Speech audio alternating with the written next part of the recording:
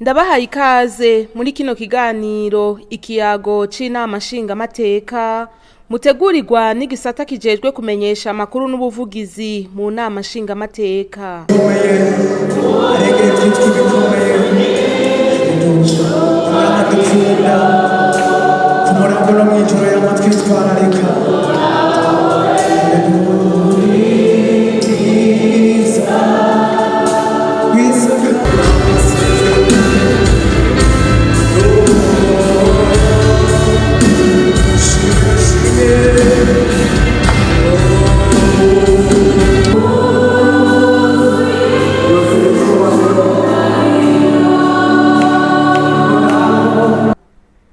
Mu gihe Uburundi bwashize Imana imbere, indongozi z'igihugu zirafata iya mbere mu gutanga akarorero, mu gusengera igihugu na beneco, na kare vyose biva ku Mana. Ku munsi w'Imana igenekerezo rya 8 Ntwarante uyu mwaka wa 2026, Nyeniteka Gerase Daniel Ndabirabe, umukuru w'inama nshingamateka, yarasangiye igisabisho n'abakristu bo mw'ishengero ry'Urutare ku cicaro gikuru i Bujumbura.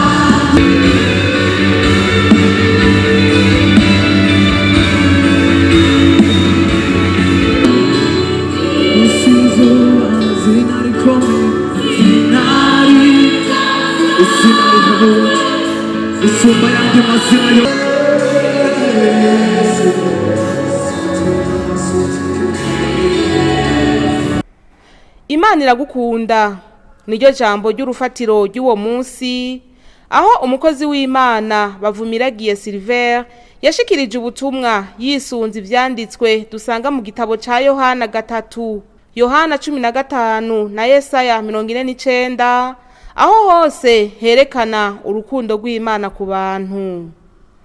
Mu ndamukanyo yashikirije abakristo, Nyeniteka Gerase Daniel Ndabirabe, umukuru w'inama nshingamateka, nawe nyene yaragarutse ku rukundo ruhebuje Imana ikunda abantu, uravye ivyo yamidukorera igihe cyose.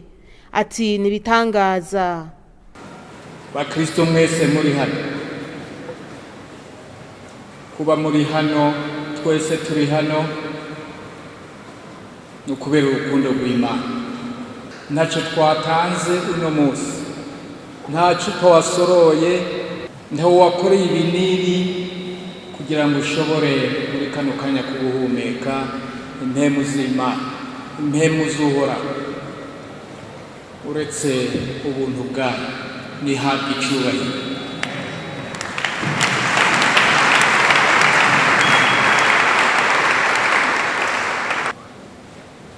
Tubanze kandi tunashimire uwejeje kutugaburira ijambo ryiza ry'Imana, yatwibukije ibitari bike.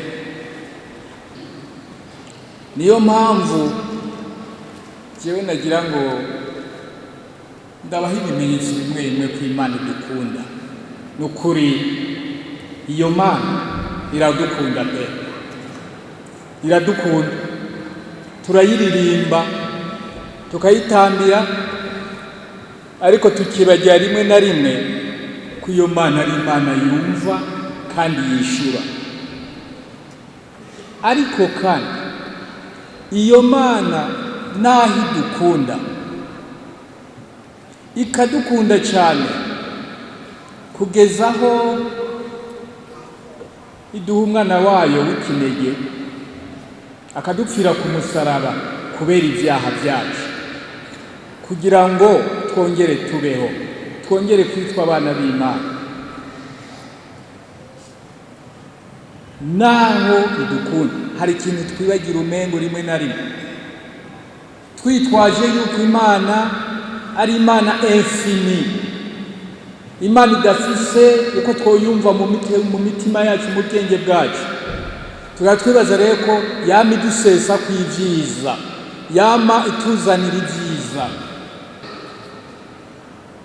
Imana iradukunda none nk'ubu wowe guhera mu gitondo hari ikintu hano woje hano imbere ukavuga uti Mana ndashima ko wankoreye ibi, ariko ni byinshi, nubwo utobimenye ni byinshi. Impemu ubandanya uhema uvoma hano hanze nk'uko umemu impembu ntizifise nyenezo. Ibyo byose mwabyibagije. Hariya murazi ko mu mubiri amaraso atembera nka electricité, mbega ahushije ntiyigeze ahusha guhera mu gitondo. Shimira Imana yera, dukomera amashyi.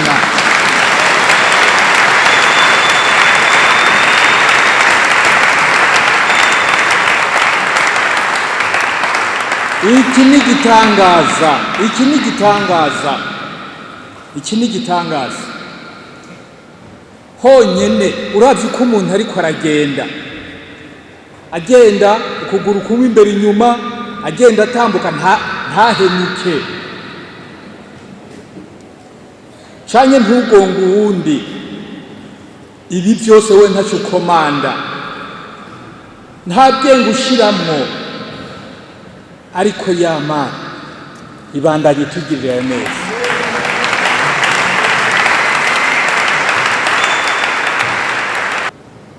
Ndabaha akandi uturenobaha twinshi cyane.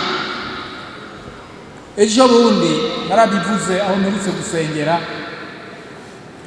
twagize umunsi mukuru wo kwakira abo muri CAC mu bihugu bya Afrika yo hagati baje gukorera inama ku nama nshingamateka, ariko biza guhurirana nuko twamaze gushiramo ubuhinga mu nama nshingamateka, ubuhinga buzasanzwe kabisa, ubuhinga bugezweho bwo gukoresha amanama. Ariko icyabaye ni iki? Sinigwa mvuga byinshi, ariko icyabaye ni iki? Icyabaye nuko abari bigishijwe kugira ngo bakoreshe ubwo buhinga ntacyo bari bwamenye kinini, ahubwo twari twatumye ko abandi bahinga kugira ngo baze kwereka bacu ingene baza gukoresha ibyo byuma. Bakristo, twovuga yuko habaye igitangaza. Ubwa mbere abo bahinga batoza kuva muri za Kenya, umunsi n'amategeza kuba ikibuga cy'indege kiba kirafunze ca Nairobi. Abo bahinga ntibaba bakije, nuwo twari dusanzwe dukorana nawe ntiyaza, kandi rero yatubwiye ko azoba hari. Noneho turibaza tuti abashitsi barahari, bariko bamaze kwicara, none biragenda gute ko nabo abakozi atavyo bazi, atabuhinga bwinshi bafise? Biragenda gute? Ibintu bitangira kwanka. Ya Mana dusenga, ya Mana ikora ibihambaye, ya Mana nziza yarakoresheje abakozi, ibintu barabitunganya, ibyo ariko bigenda nabi biratungana. Imana ishimwe. Icyo ni igikorwa cy'Imana. Ati none ko atakintu na kimwe kitagira ikiguzi, tweho twokora iki? Ati ikiguzi duhamagariwe gutanga nta kindi n'ikigongwe, kuko ikigongwe kirarema, kikaduhindura, kikatugira abashasha, kikongera kikaduha amahoro. Mwebwe murumva mwiteguye kugira ikigongwe batugiriye nabi? N'abantu tuzi, n'abantu twabanye twagiriye nabi cyane n'abatugiriye nabi, none nimwemera kubagirira ikigongwe? Yemwe nimwemera? Muremera? Murabyemera? Nimuvyemange cyane. Imana ishimwe.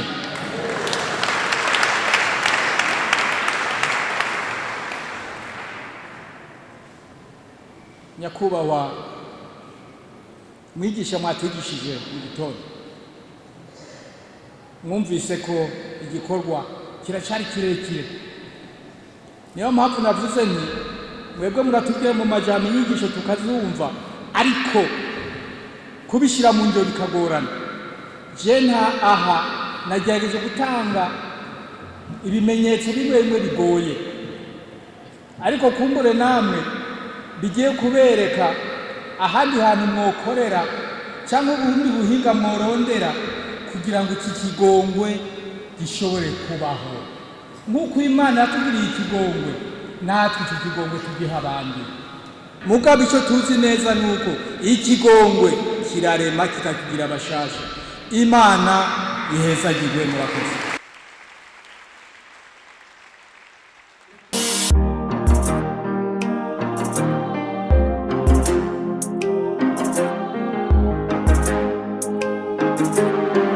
Uko amezi 3 y'isasa risanzwe arangiye, abashinga amateka baraja mu karuhuko. Ariko sakanya ko kuja kwiruhukira haba namba. Ahubwo n'akaryo keza baba baronse ko kugendera bene gihugu bakabasanga ku kivi iyo basanzwe baba, bagasangira ikiyago, maze abene gihugu bagashikiriza abo bitoreye iryo bagona, nabo bakabatera intege mu bikorwa by'iterambere bigana yambona kazoza y'Uburundi bwifashe muri 2040 n'Uburundi buteye imbere muri 2060. Muri iki gihe c'akaruhuko ka ntwarante uyu mwaka wa 2026, abashinga amateka bariko baragendera bene gihugu mu bice bitandukanye. Muri komine Muyinga, umugwi w'abashinga amateka n'umukenguza amateka batowe mu ntara ya Buhumuza barongowe n'icegera ca kabiri c'umukuru w'inama nshinga amateka, baragize urugendo rw'iminsi 3 muri amwe mu mazone agize iyo komine kuva ku igenekerezo rya 4 gushika ku rya 6 ntwarante. Ayo mazone nayo ni Murama, Rugari, Munagano, Cumba, Kiremba, Gasogwe, Buhinyuza, Gasave na Kayenzi. Aho hose bari kumwe n'abajejwe intwaro, uhereye kuri Buramatari na Musitanteri. Abashinga amateka bakaba bagiye baraganira n'abene gihugu, bumviriza ivyifuzo vyabo, bibonera intambwe bagezeko mu iterambere, maze bakabatera intege babatekerera n'impanuro. Abashinga amateka rero bakaba barashimye ukunge na bene gihugu bari ku kivi mu kugwiza umwimbu cyane w'igitegwa civoka ya ruhere, aho mbere Musitanteri wa komine Muyinga amenyesha ko amakori n'amatagisi yinjira avuye ku rudandazwa ndengambibe rw'ico camwa ubu agera ku miliyoni 100 z'amafaranga y'amarundi ku kwezi. Muri rusangi rero ibibazo abene gihugu bagiye barashikiriza bihagaza hanini ku bukene bw'amazi meza n'umuyaga nkuba, ikena ry'umwavu, guharika, ikena ry'abigisha ku mashuri amwamwe, kunywa inzoga zikaze cyane, ubukene bw'imiti hamwe n'amabarabara bisaba ko asanurwa. Twebwe abo muri zone Imurama mu by'ukuri amazi naha mubona nirabura guti n'amazi mabi navutsenwa. Ba mama bari inzobe kabisa. Amazi twatangiye kuyanwa kuva kera arimo ibinyamugera.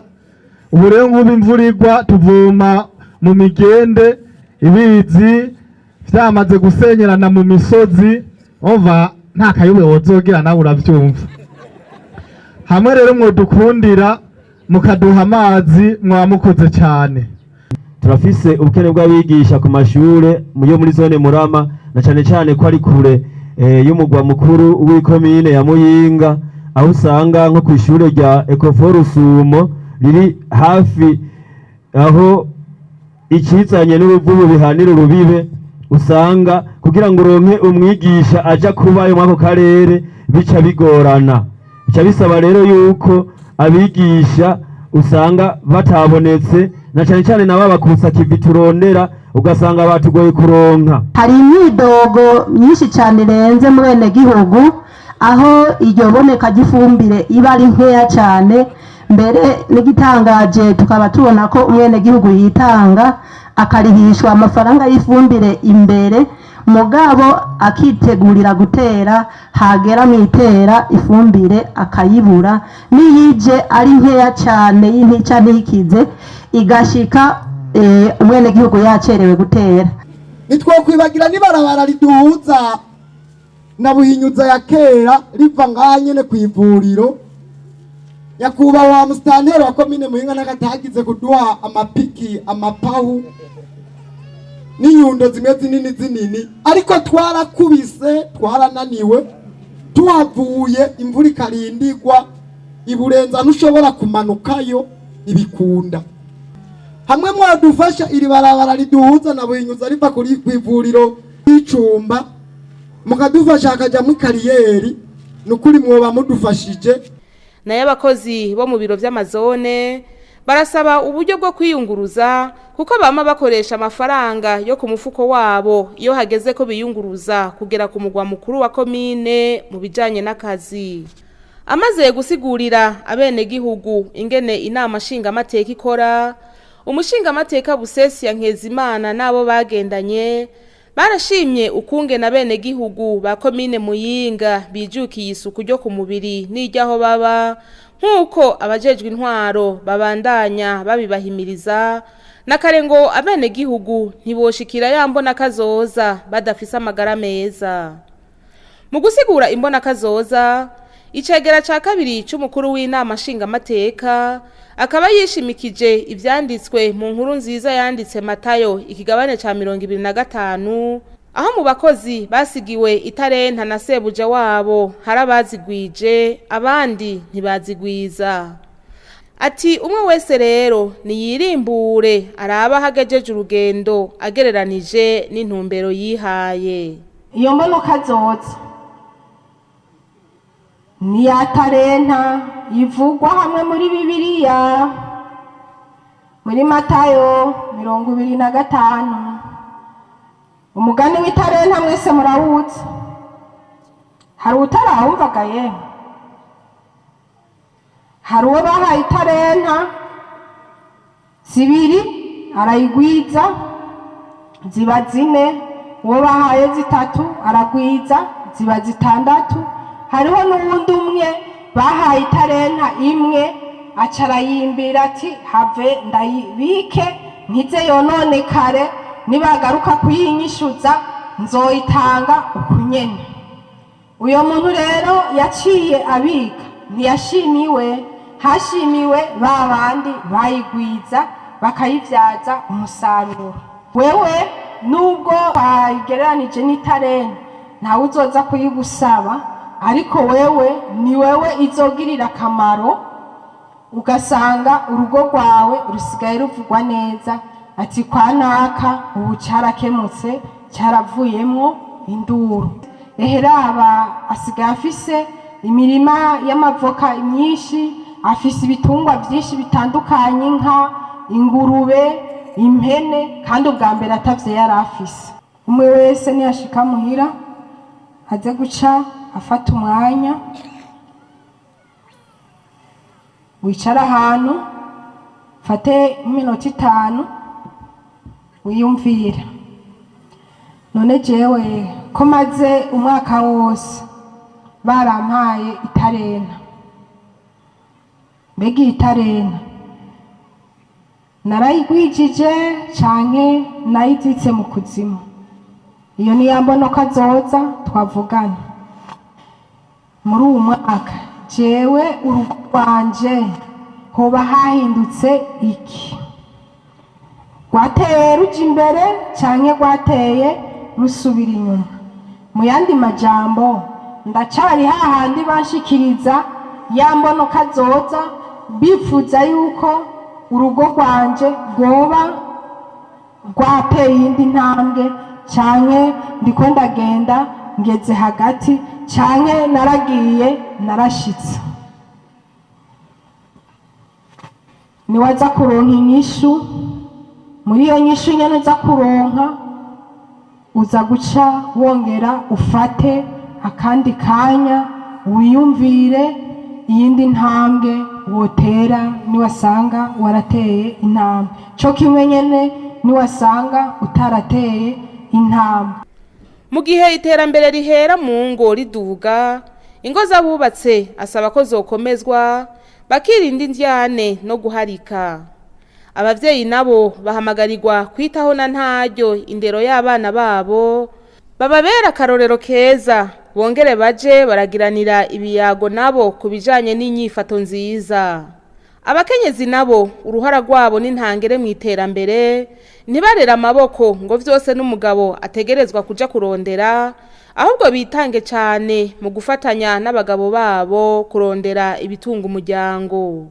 Abakenyezi rimwe rimwe karacamwo akaguma ateze amashi arindiriye icyo umugabo azana, umugabo yagenda ugaza usanga umukenyezi n'abana biwe ntibaciga kubera byaciye biyangana. Nawe mukenyezi uze kwicara wiyumvire, mbega jewe uno munsi uku kuntu mbayeho uno munsi hamwe vyoshika aka kagezi kagakama, ibintu bizobandanya bihagaze neza canke bizobandanya bihagaze nabi. Inyishu niyo iza guca iguha ico wokora. Bubahwa bagabo namwe muri hano, agacerere k'abakenyezi kafise ico kavuga. Vyumvikana yuko na mwebwe murakora ibintu abakenyezi banyu mukabahisha. Urugo rwubakiye ku binyoma ntaho rushobora gushika.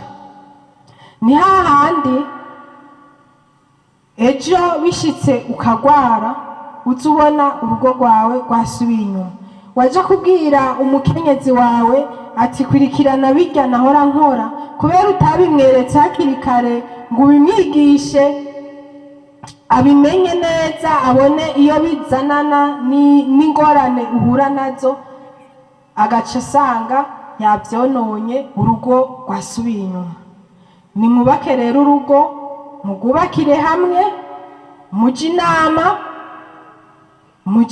inama n'ingingo, muvugane ku kintu cyose cyoteza imbere urugo. Mwicare muvuge muti urugo rwacu uyu mwaka dukeneye yuko tuzoba dufise ibi.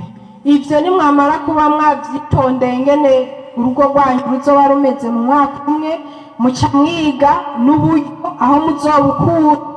Ku kijanye naho no kwemera ibintazi, icegera ca kabiri c'umukuru w'inama nshingamateka yaribukije abenegihugu ko mu Burundi Imana twayihaye ikibanza ca mbere, bareke rero guta umwanya biruka inyuma y'abapfumu babateranya n'ababanyi bakabateranya n'umuryango, bakongera bakabarya amafaranga yabo yona babereye nk'umutahe mu bikorwa vy'iterambere kugira bikenure. Muri zone Gasogwe, umushingamateka Busesi Nkezimana nabo bagendanye bakaba barishikiye ku mutumba wa Bihogo ahari ikimanga kirekire cyane kibangamiye inzu n'imirima bihegereye.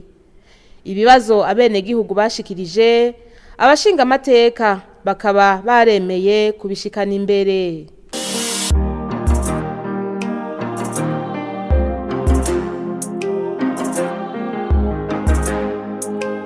Kwigenekerezo rya 8 ntwarante uko umwaka utashe, kwisi yose yarahimbazwa umunsi mukuru mpuzamakungu wahariwe agateka k'umukenyezi. Mu Burundi uyu mwaka wa 2026 ibirori bikaba vyabereye ku kibuga Ingoma ku mugwa mukuru wa politike Igitega ku munsi wa mbere igenekerezo rya 9 ntwarante, bihagarariwe na nyene icubahiro umukuru w'igihugu ari kumwe n'umutambukanyi wiwe. Muri ivyo birori abashinga amateka b'abakenyezi n'abakozi bo mu nama nshinga amateka bakaba barifatikanije n'abandi bakenyezi bo mu nzego zitandukanye n'ubuzi bwa leta eka mbere n'amashirahamwe muri defile iteye igomwe yakurikiwe n'iyindi defile y'agakura y'abakenyezi bari mu nzego z'umutekano no kwivuna abansi. Yatoranijwe mu mikangara mubona kugira ngo baze na cyane cyane kubera bari bavyifuza bakanabikunda. Ipolisi icungera bene yugu kirwanya amabi reka bose bashabirizwa abakozi. mu kuryosha ivyo birori abashingamateka b'abakenyezi n'abakozi bo mu nama nshingamateka barabiciye biracika mu mvyino imbere ya nyenicubahiro umukuru w'igihugu n'umutambukanyi wiwe hamwe n'abandi batumire bari bavyitavye.